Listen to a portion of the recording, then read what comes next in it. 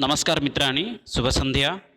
तो सम्प्रति वयं काण्ट्राक्ट् टीचर् 20-21 विद्यार्थीनां कृते परीक्षणमूल्याङ्कनसन्दर्भे एकं नूतनं वीडियो आनीतवन्तः। बहूनां निवेदनम् आसीत् परीक्षणमूल्याङ्कनसन्दर्भे वीडियो आनयन्तु इति। अतः अद्य वयं चर्चां कुर्मः परीक्षणमूल्याङ्कनसन्दर्भे। पूर्वमेव वयं परीक्षणसन्दर्भे चर्चां कृतवन्तः। गतदिने एव वीडियो आसीत्। यदि न दृष्टवन्तः ऐ बटन् मध्ये लिङ्क् अस्ति, तत्र गत्वा भवन्तः द्रष्टुम् अर्हन्ति। अद्य केवलं वयं मूल्याङ्कनसन्दर्भे चर्चां कुर्मः। जानीमः मूल्याङ्कनम् इत्युक्ते किं, किमर्थं मूल्याङ्कनस्य आवश्यकता भवति, पुनश्च मूल्याङ्कनेन लाभः छात्राणां किं भवति, उद्देश्यं किम् अस्ति, पुनश्च मूल्याङ्कनं कति प्रकाराः, कति विधाः इत्यादि विषये अपि चर्चामपि कुर्मः। ते आरम्भं कुर्मः मूल्याङ्कनसन्दर्भे। ततः पूर्वं किञ्चित् वक्तुम् इच्छामि। अद्य सायङ्काले 6:00 परीक्षा उपयोगिनः ये प्रश्नाः सन्ति तान् आधृत्य प्री CBT टेस्ट् नाम्ना अपि एका परीक्षा भवति। लिङ्क् भवन्तः यूट्यूब् मध्ये एव अस्ति, तत्रापि गत्वा भवन्तः तत्र परीक्षां दातुम् अपि अर्हन्ति। तर्हि इदानीम् आरम्भं कुर्मः।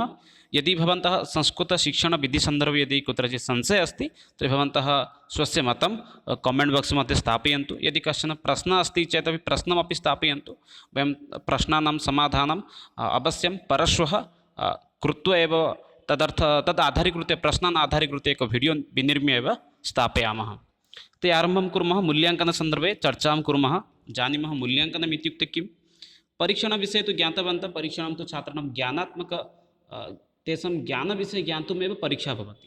किन्तु मूल्याङ्कनम् इत्युक्ते किं, वयं विधीनां विषये अपि यदा पठितवन्तः तत्रापि मूल्याङ्कनविषये आसीत्। अर्थात् मूल्याङ्कनम् इत्युक्ते किं, मूल्याङ्कनेन शारीरिक मानसिक वैदिक अंशः ज्ञातुं शक्यन्ते। अर्थात् परीक्षणेन द्वारा केवलं छात्राणां ज्ञानात्मक पक्षस्य मापनं भवितुम् अर्हति, किन्तु मूल्याङ्कनद्वारा छात्राणां मानसिक शारीरिक बौद्धिक इत्यादि सर्वेषु क्षेत्रेषु सः कियत् शारीरिकक्षेत्रे कियत् सुदृढः सः अस्ति, मानसिकक्षेत्रे मानसिकस्तरे सः कियत् सुदृढः अस्ति, बौद्धिकस्तरे सः कियत् सुदृढः अस्ति इत्यादि प्रत्येकस्तरेषु अपि तस्य ज्ञानस्य आकलनं कर्तुं वयं शक्नुमः। पुनश्च किम् अस्ति, मूल्याङ्कनम् आजीवनं प्रचल्यमाना एका प्रक्रिया अस्ति। परीक्षा वर्षस्य अन्ते भवति अथवा मासस्य अन्ते भवति, सप्ताहे अपि भवति, किन्तु मूल्याङ्कनम् आजीवनं चलति। यतोहि मूल्याङ्कनं प्रतिदिनं भवति, प्रतिक्षणं छात्राणां मूल्याङ्कनं भवति। अतः मूल्याङ्कनं जन्मतः आरभ्य मृत्युपर्यन्तं प्रत्येकस्मिन् स्तरे तस्य छात्रस्य मूल्याङ्कनं भवति। प्रथमकक्षायाम् आसीत्, सः सङ्गीते कियत् सुदृढः आसीत्, किन्तु यदा मृत्युसमये वृद्धसमये सः कियत् सङ्गीते सुदृढः अस्ति। बाल्यकाले बालानां मूल्याङ्कनं शिक्षकः करोति, किन्तु अन्तिमकाले मूल्याङ्कनं सः छात्रः स्वयं करोति। इदानीं परीक्षा भवति OSSTT मध्ये भवतः संस्कृते कियत् अङ्काः आसीत्, इदानीं भवतः कियत् ज्ञानम् अस्ति। OSSTT परीक्षासमये भवतः कियत् ज्ञानम् आसीत्, इदानीं कियत् भवतः ज्ञानम् अस्ति, उभयोः मध्ये कियत् सम्बन्धः अस्ति, कियत् प्रभेदः अस्ति, एतस्य मूल्याङ्कनं छात्रः इदानीं भवन्तः स्वयमपि कर्तुम् अर्हन्ति। संस्कृत पूर्वं भवन्तः कियत् संस्कृतज्ञानम् आसीत्, भवन्तः पूर्वं कियत् संस्कृते सम्भाषणं कर्तुं समर्थः आसन्, पुनश्च सम्भाषणशिबिरात् गमनात् परं भवतः कियत् ज्ञानवर्धनम् अभवत्, एतयोः मध्ये भवन्तः स्वयं मूल्याङ्कनं कर्तुम् अर्हन्ति। अतः मूल्याङ्कनं किम् अस्ति, आजीवनं चलति, आदितः अन्तपर्यन्तम्, अर्थात् जन्मतः आरभ्य मृत्युपर्यन्तं मूल्याङ्कनं सर्वदा चलति।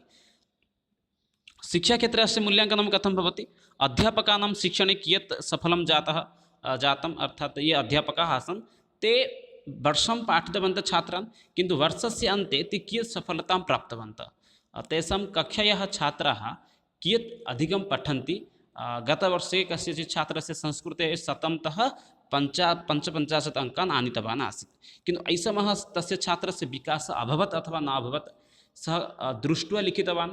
परीक्षाद्वारा वयं ज्ञातुं न पारयामः। यदि छात्रः अन्यस्य सहायतां नीत्वा लिखति तर्हि परीक्षाद्वारा वयं मापनं कर्तुं न पारयामः, किन्तु मूल्याङ्कनद्वारा तस्य प्रकृतपक्षे ज्ञानस्य वृद्धिः अभवत् अथवा न अभवत्, एतस्मिन् विषये अपि ज्ञातुं पारयामः। अतः शिक्षकाणां किं भवति, शिक्षणे अपि तेषां कियत् लाभवान् ते अभवन् इत्यादि विषये अपि मूल्याङ्कनद्वारा ज्ञातुं पारयामः। पुनश्च छात्राणां विषयग्रहणं कियत् अभवत् अथवा सफलं जातम् अथवा न जातं, तस्मिन् विषये अपि वयं ज्ञातुं पारयामः। केवलं वयं पाठयित्वा आगच्छामः किन्तु छात्राः अस्माकं विषयम् अवगच्छन्ति अथवा न अवगच्छन्ति तदपि अस्माकं कश्चन मूल्याङ्कनस्य अंशः भवति। शिक्षणविधीनां समीकरणे शिक्षास्तरस्य उन्नतीकरणे च मूल्याङ्कनं सहायकं भवति। अन्ते अस्ति पूर्वमेव उक्तवान् अस्माकं शिक्षणस्य स्तरः कियत् अस्ति, वयं ये मन्दबुद्धिनः बालकाः सन्ति तेषां कृते कथं पाठयामः, इदानीं ये छात्राः सन्ति अर्थात् ये ज्ञानी छात्राः सन्ति तेषां कृते कथं पाठयामः, उभयोः मध्ये तारतम्यं भवति अथवा न भवति इत्यादि सर्वेषु विषयेषु वयं किं कुर्मः, शिक्षणविधिः अर्थात् ये प्रत्यक्षविधिः परोक्षविधिः अनुवादविधिः भवतु अथवा आरोह अवरोह पद्धतिः भवतु, एते प्रत्येकेषु विधिविषये अपि अस्माकं किं भवति, मूल्याङ्कनं भवति। मूल्याङ्कनात् परमेव वयं पुनः किं कुर्मः, तस्मिन् क्षेत्रे पुनः किञ्चित् परिवर्तनम् अपि कर्तुं शक्नुमः। अतः प्रत्येकं कार्यं पश्यन्तु यत्र कुत्रापि अस्ति अन्ते एव किं भवति, मूल्याङ्कनं भवति एव। मूल्याङ्कन इति शब्दस्य सरलम् अर्थं यदि भवन्तः ज्ञातुम् इच्छन्ति चेत् समीक्षा इति अपि भवन्तः स्वीकर्तुम् अर्हन्ति। समीक्षा अपि तस्य कर्तुं शक्नुमः वयं। मूल्याङ्कनं समीक्षा प्रायतः समानः अर्थः भवति। शिक्षणविधिसन्दर्भे अपि कियत् सफलतां वयं प्राप्तवन्तः, प्रत्यक्षपद्धतिद्वारा यदि वयं पाठयामः वयं किं सफलतां प्राप्नुमः अथवा न इत्यादि विषये अपि वयं ज्ञातुं पारयामः। अग्रे अस्ति मूल्याङ्कनस्य प्रकारः। मूल्याङ्कनं अहं पूर्वम् उक्तवान् एव, मूल्याङ्कनं द्विविधं भवति। एकम् अस्ति आन्तरिकमूल्याङ्कनम्, अन्यमेकमस्ति बाह्यमूल्याङ्कनं। कश्चन अत्यन्तं महत्त्वपूर्ण नाम बिन्दुः एतद् वर्तते, यतोहि बहुवारमपि परीक्षासु पृच्छति। तद् CBT भवतु अथवा OSSTET भवतु अथवा CTET भवतु, प्रत्येकपरीक्षा निमित्तम् एतादृशप्रश्नाः तु आगच्छन्ति एव। मूल्याङ्कनं कतिविधम् इति अथवा मूल्याङ्कनस्य प्रकारः कियत् इति। अतः तत्र लेखितुं पारयामः मूल्याङ्कनं द्विविधम् इति। अतः प्रारम्भिकसमये अस्ति आन्तरिकमूल्याङ्कनं, द्वितीयः अस्ति बाह्यमूल्याङ्कनं। जानीमः इदानीम् आन्तरिकमूल्याङ्कनं किं, पुनश्च बाह्यमूल्याङ्कनं किं। प्रथमेव अस्ति आन्तरिकमूल्याङ्कनं। शैक्षणिकसत्रे अर्थात् शैक्षिकसत्रे, अत्र शैक्षिकस्थाने शैक्षिण अभवत्। शैक्षिकसत्रे कृतानां सर्वेषां कार्यक्रमाणां दैनिकगतिविधीनां च परीक्षणम् आन्तरिकमूल्याङ्कनं भवति। आन्तरिकमूल्याङ्कनम् अर्थात् प्रतिदिनं यद् भवति अस्माकं दैनन्दिनगतिविधिमध्ये यद् वयं पश्यामः, दैनन्दिनस्तरे यद् वयं किमपि कुर्मः, अर्थात् कक्षामध्ये यत् किमपि पाठयामः तस्य प्रत्येकस्य अंशविषये अपि वयं चिन्तनं कुर्मः, तस्य परीक्षणमेव भवति मूल्याङ्कनम्। अर्थात् प्रतिदिनं शिक्षाक्षेत्रे वयं यत् किमपि कुर्मः तस्य परीक्षणम् एव मूल्याङ्कनं भवति। अग्रे अस्ति एतादृशं मूल्याङ्कनम् अत्युत्तमं भवति। एतादृशं यत् मूल्याङ्कनम् अर्थात् आन्तरिकमूल्याङ्कनं, प्रतिदिनं यत् किमपि वयं कृतवन्तः अन्ते तस्य मूल्याङ्कनं कुर्मः। अद्य अहं सिंहस्य कथाविषयं पाठितवान्, कति छात्राः एतद् विषयम् अवगतवन्तः, कति छात्राः प्रश्नानाम् उत्तरं दातुं शक्नुवन्ति, कति छात्राः गृहकार्यं कृत्वा आनीतवन्तः, कति छात्राः पञ्चतन्त्रविषये इतोपि श्रोतुम् इच्छन्ति, एतत् सर्वं तस्य मूल्याङ्कनं भवति। उदाहरणम् एव अहं स्थापितवान् कथायाः। अतः एतत् किं भवति, दैनन्दिनमूल्याङ्कनं भवति। यत् प्रतिदिनं शिक्षकः यत् किमपि करोति अन्ते तस्य मूल्याङ्कनं करोति। अद्य शिक्षकः पञ्चसुभाषितानि पाठितवान्, पुनश्च सः पश्यति कक्षा अन्ते कति छात्राः सुभाषितानि वक्तुं सन्ति, कति छात्राः तस्य भावार्थं स्मरणे अस्ति भावार्थं छात्राणाम्। एतत् सर्वम् एव भवति आन्तरिकमूल्याङ्कनस्य एव अंशः। प्रश्नः भवितुम् अर्हति एव परीक्षायां, सिंहस्य कथां शिक्षकः पाठयति, अन्ते छात्राः उत्तराणि वदन्ति, एतत् किं भवति, एतत् शिक्षकः आन्तरिकमूल्याङ्कनं भवति। एवमपि प्रश्नः भवति। अग्रिमः बिन्दुः अस्ति आन्तरिकमूल्याङ्कनं छात्राणां दैनन्दिनप्रगति, उक्तवान् एव गृहकार्य, विभिन्नसाहित्यिककार्यक्रमेषु प्रदर्शितं कौशलं, यत् वयं सेमिनार् इति वक्तुं शक्नुमः, परन्तु सेमिनार् तु उच्चस्तरे भवति, किन्तु विद्यालयस्तरे किं भवति, भाषण इत्यादि स्पर्धा भवति। सामयिकपरिणामं च आश्रित्य भवति। अर्थात् आन्तरिकमूल्याङ्कनं दैनन्दिनक्षेत्रे गृहकार्यं छात्रः करोति अथवा न करोति, श्रेणीकार्ये छात्रः कियत् सक्रियः भवति, पुनश्च भाषणस्पर्धा भवतु, हस्तलेखनं भवतु इत्यादिषु स्तरेषु सः कियत् सक्रियः अस्ति इत्यादि सर्वेषां विषये एव अत्र मूल्याङ्कनं भवति। एतदेव भवति आन्तरिकमूल्याङ्कनम् इति। अतः आन्तरिकमूल्याङ्कनम् अत्यन्तं आवश्यकं भवति शिक्षाक्षेत्रे। अग्रे अस्ति बाह्यमूल्याङ्कनं। बाह्यमूल्याङ्कनं विद्यालये, शैक्षिकसंस्थाभिः, विश्वविद्यालये च आयोजितपरीक्षाद्वारा भवति।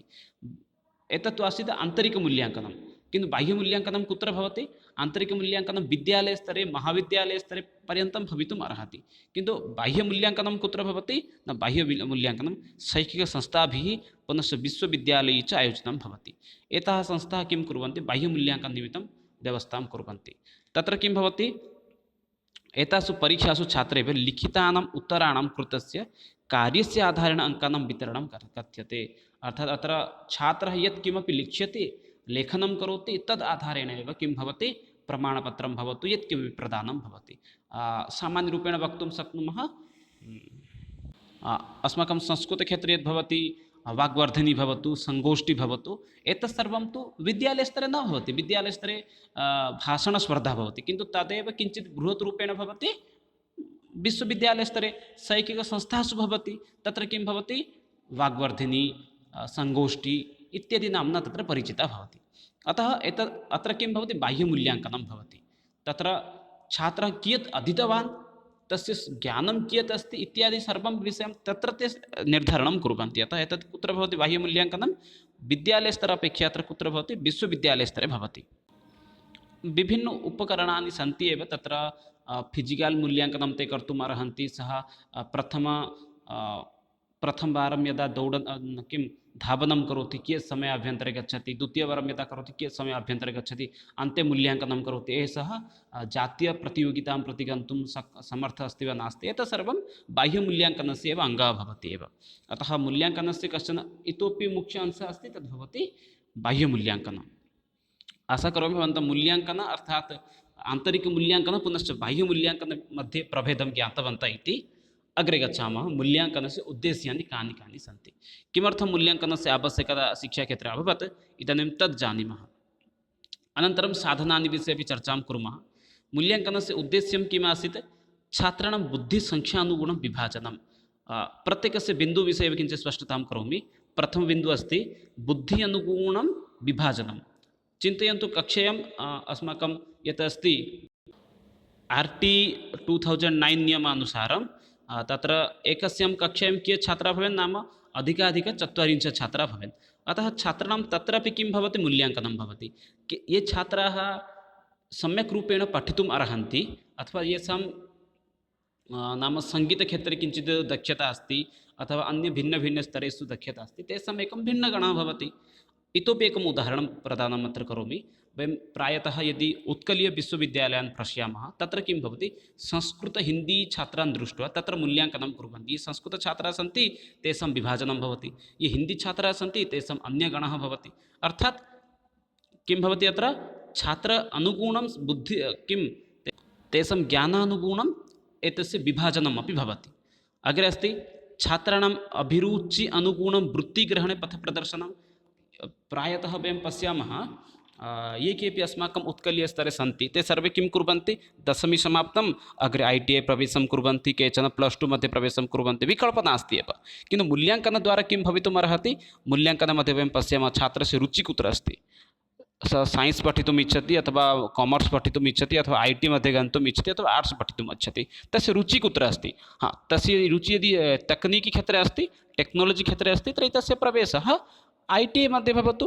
किन्तु तस्य इच्छा यदि भवति इतिहासपठने, भूगोलपठने, भारतस्य इतिहासं ज्ञातुम् इच्छा अस्ति, आर्ट्स् पठतु सः। किन्तु इदानीं तथा मूल्याङ्कनं न भवति, छात्राणाम् एतादृशं मूल्याङ्कनं न भवति। यस्मात् कारणात् किं भवति? छात्राः स्वेच्छया विषयान् स्वीकुर्वन्ति, अन्ते समस्यायाः सम्मुखीनं भवन्ति। पठने तु इतिहास इच्छा भवति, किन्तु परिवारजनाः ये सन्ति ते वदन्ति भवान् एतत् पठतु, अन्यथा सैन्स् पठतु, अन्यथा कामर्स् पठतु। येन किं भवति? छात्राः तस्मिन् क्षेत्रे गच्छन्ति, स्वस्य रुचिं ते दर्शयितुं समर्थाः न भवन्ति। अतः तेषां वृत्तिग्रहणे अपि समस्या भवति। अतः छात्राणाम् अभिरुचि अनुगुणं वृत्तिग्रहणे अपि मूल्याङ्कनं किं करोति? मार्गदर्शनं कारयति। छात्राणां दैनन्दिनजीवने समागतानां समस्यानां परिष्कार उपायाः सूचनं। दैनन्दिनजीवने ये समस्याः आगच्छन्ति तासां समस्यानां समाधानं ते कथं करिष्यन्ति, तदर्थम् अपि उपायः ददाति। कः ददाति? मूल्याङ्कनम् एव ददाति। अग्रे अस्ति छात्राणां सामर्थ्यानां बलहीनतानां च अनुसरणं। छात्राः ये सन्ति तेषां सामर्थ्यानुसारं पुनश्च तेषां सामर्थ्यानुगुणं किं कः छात्रः सुभाषितानि रटितुम् अर्हति, कः छात्रः सुभाषितानि मुखस्थं कर्तुं न समर्थः भवति। अतः तेषां ज्ञानानुगुणं तेषां कृते अपि दायित्वप्रदानं। कक्षां वयं गच्छामः, पञ्चछात्राः सुभाषितं सम्पूर्णरूपेण मुखस्थं कृत्वा आगन्तुं समर्थाः सन्ति, किन्तु अन्ये केचन छात्राः सन्ति ये सुन्दररूपेण चित्राणि कुर्वन्ति। अतः यदा वयं किं गृहकार्यं दद्मः, ये सुन्दरचित्राणि कर्तुं समर्थाः भवन्ति तेषां कृते वदामः भवन्तः सुन्दरहस्ताक्षरेण सुभाषितानि लिखित्वा आनयन्तु। ये रटित्वा आगन्तुं शक्नुवन्ति ते रटनं कृत्वा आगच्छन्तु। अतः मूल्याङ्कनेन द्वारा छात्राणां ज्ञानवर्धनाय अपि सम्यक् भवति। मूल्याङ्कन आधारेण विविधानां पाठशालाभिः सम्पादितानां प्रगत्युत्तोलनम्, अर्थात् वयं बहुवारं पश्यामः न्यूस् मध्ये यद् कदाचित् सूचना आगच्छति, इदानीं ये सन्ति छात्राः प्रैवेट् विद्यालयानां संख्यावर्धनं भवति, सर्वकारीयविद्यालयः पिधानं भवति। तस्य कारणं किं भवति? मूल्याङ्कनं भवति। कस्मिन् क्षेत्रे छात्राः अधिकं गच्छन्ति नाम प्रैवेट् क्षेत्रे अधिकाः छात्राः गच्छन्ति, सर्वकारीयक्षेत्रे छात्राः न आगच्छन्ति। अतः उभयोः मध्ये सर्वकारः किं करोति? मूल्याङ्कनं करोति, किमर्थं न गच्छन्ति इति। इदानीं पश्यन्तु, स्मार्ट् विद्यालयः भवति, सर्वकारीयविद्यालयः अपि स्मार्ट् भवन्ति। तस्य कारणं किं? प्रैवेट् विद्यालयान् दृष्ट्वा एव स्मार्ट् विद्यालयः भारते उत्कले भवति। तथैव आङ्ग्लविद्यालयान् दृष्ट्वा एव सर्वकारः ओडिशा मध्ये ओडिशा आदर्शविद्यालयं निर्माणं करोति। एते सर्वे कथं भवति? न मूल्याङ्कनं द्वारा। अस्माकं शिक्षाक्षेत्रे कुत्र कुत्र दोषाः आसन्, तान् दोषान् निवारणाय एव किं भवति? मूल्याङ्कनम् अत्यन्तम् आवश्यकं भवति। अन्यथा मूल्याङ्कनेन विना समस्याः समाधानं भवितुमेव न अर्हति। मूल्याङ्कनस्य साधनानि के के सन्ति? निबन्धरूपपरीक्षाः, लिखितनिबन्धरूपपरीक्षा भवितुम् अर्हति। सामान्यक्षेत्रे अहं वदामि, पूर्वमेव उक्तवान्, मूल्याङ्कनस्य अंशः अस्ति परीक्षा। परीक्षायाः अंशः नास्ति मूल्याङ्कनं, मूल्याङ्कनस्य अंशः वर्तते परीक्षा। अतः निबन्धपरीक्षा, लिखितनिबन्धपरीक्षा, यत्र एसे भवतु, लाङ्ग् टैप् क्वश्चिन् भवतु। विद्यालयस्तरे तु वयं लिखामः एसे, किन्तु विश्वविद्यालयस्तरे सा एव एका प्रतियोगिता भवति। पुनश्च वस्तुनिष्ठप्रश्नः, अर्थात् यत् काम्पिटेटिव् एक्साम् भवति तादृशः अपि भवितुम् अर्हति। मौखिकपरीक्षा, साक्षात्कारः, पुनश्च जीवन इतिहासविधय एतदपि अस्ति, अर्थात् केस् स्टडि अपि अस्ति। एते सर्वे मूल्याङ्कनस्य साधनानि केचन वर्तन्ते। पुनश्च मापकपट्टिका, अर्थात् रेटिङ्ग् स्केल् भवति। रेटिङ्ग् स्केल् इत्युक्ते किञ्चित् स्पष्टतां करोमि। यथा कश्चित् क्रीडाविद् भवतु अथवा भारतस्य अर्थनीति पश्यन्तु, 2009 मध्ये कियत् आसीत्, 2010 मध्ये वर्धनम् अभवत् वा न, 2011 मध्ये अस्माकं यद् किम् अस्ति अर्थनीति ग्रो करोति वा न करोति इत्यादि प्रत्येकस्मिन् विषये तत् किं भवति? एकं मापदण्डं भवति, रेटिङ्ग् स्केल् भवति। रेटिङ्ग् एतत्तु अन्यस्मिन् विषये उक्तवान्। रेटिङ्ग् स्केल् अर्थात् यदा वयं किमपि आर्डर् कुर्मः, यथा फ्लिप्कार्ट् भवतु, अमेज़ान् भवतु, अनन्तरं ते किं वदन्ति, भवान् 5 स्टार् ददातु अथवा 4 स्टार् ददातु, एतदेव अस्ति मापनम् इति। अहं तद् रेटिङ्ग् भिन्नं मापनं विषये अहं गतवान्। तदेव रेटिङ्ग् स्केल् वर्तते। अर्थात् भवान् इदानीं कस्टमर् केर् प्रति अपि दूरवाणीं करोति चेत् सः वदति, भवान् कृपया 5 स्टार् ददातु इति, अनन्तरं फीड्बेक् सम्यक् रूपेण ददातु इति। यत्किमपि प्रोडक्ट् वयं पश्यामः, अप्लिकेशन् अपि पश्यामः, तत्रापि रेटिङ्ग् भवति, 4.3 भवति अथवा 4.2 भवति। यत् सम्यक् भवति तदेव रेटिङ्ग् भवति। अतः रेटिङ्ग् द्वारा अपि वयं मूल्याङ्कनं कर्तुं छात्राणां शक्नुमः। अग्रे अस्ति निदानात्मकपरीक्षा भवतु, बुद्धिपरीक्षा भवतु, अभिरुचि अनुगुणं परीक्षा भवतु, आसक्तिपरीक्षा, प्रयोजनप्रविधेयः, एते सर्वे एव केषाम् अंशाः सन्ति? मूल्याङ्कनस्य अंशाः एव वर्तन्ते। एतैः एव वयं मूल्याङ्कनस्य मापनं कर्तुं शक्नुमः, ज्ञातुं शक्नुमः। कश्चन अत्यन्तं महत्त्वपूर्णः अंशः अस्ति, परीक्षण पुनश्च मूल्याङ्कनयोः मध्ये कः भेदः? बहु कश्चन मुख्यबिन्दुः एव भवति एव। मूल्याङ्कनेन शारीरिकमानसिकबौद्धिक अंशान् ज्ञातुं शक्यन्ते। मूल्याङ्कनद्वारा किं भवति? छात्राणां शारीरिकस्तरे सः कियत् सुदृढः अस्ति, कदाचित् शारीरिकस्तरे कियत् फिट् अस्ति, तद् ज्ञातुं वयं कदापि परीक्षां कर्तुं न शक्नुमः। सः कियत् फिट् अस्ति शारीरिकस्तरे तद् ज्ञातुं परीक्षा तु न भविष्यति। मानसिकस्तरे सः कियत् सुदृढः अस्ति, बौद्धिकस्तरे सः कियत् सुदृढः अस्ति इत्यादि सर्वं ज्ञातुं किं भवति? छात्राणां मूल्याङ्कनं भवति।